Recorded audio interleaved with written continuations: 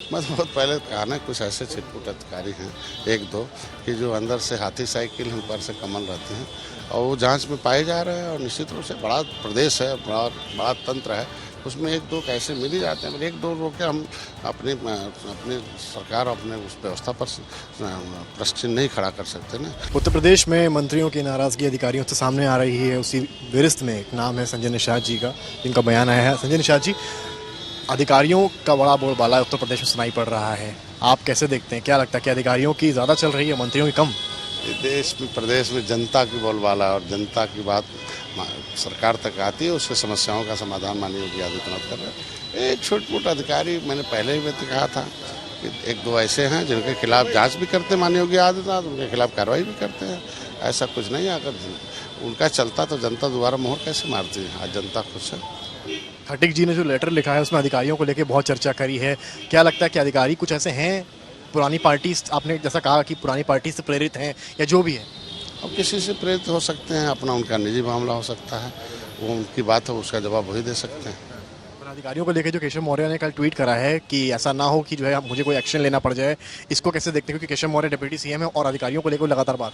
मैं तो बहुत पहले कहा ना, कुछ ऐसे छिटपुट अधिकारी हैं एक दो कि जो अंदर से हाथी साइकिल हैं, ऊपर से कमल रहते हैं और वो जांच में पाए जा रहे हैं। और निश्चित रूप से बड़ा प्रदेश है, बड़ा तंत्र है, उसमें एक दो कैसे मिल ही जाते हैं। एक दो रोके हम अपने सरकार अपने उस व्यवस्था पर प्रश्न नहीं खड़ा कर सकते ना।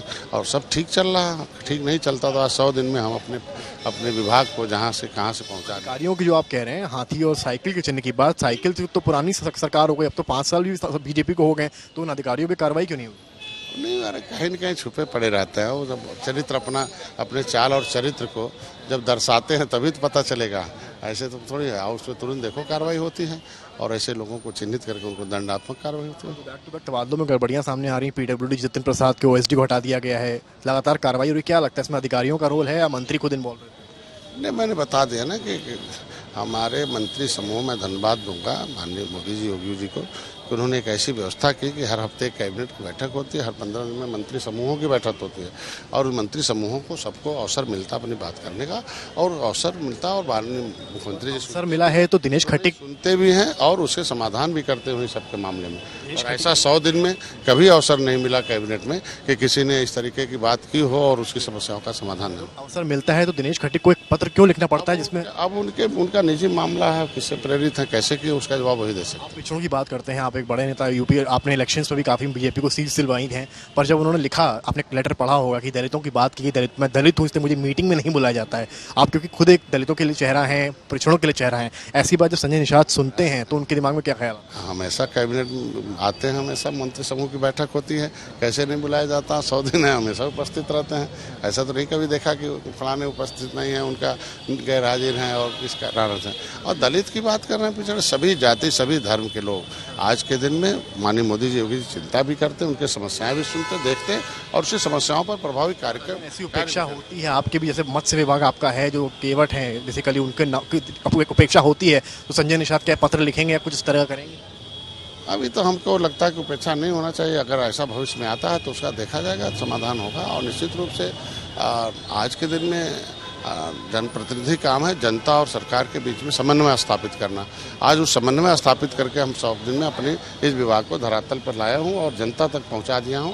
और देखिए आज के दिन में कि 15 दिन के अंदर प्रधानमंत्री मत्स्य संपदा योजना लेने परेशानी समन्वय की ही तो बन रही है अधिकारियों और मंत्रियों के बीच में। वो एक दो छुटपुट हो सकते हैं, तो एक दो छुटपुट घटनाओं को लेकर हम पूरे अपने विभाग, अपने सरकार, अपने व्यवस्था पर सवाल थोड़ी कर सकते। लगता है उन अधिकारियों पर कार्रवाई होनी चाहिए जो इस तरह की चीज़ों में इन्वॉल्व है।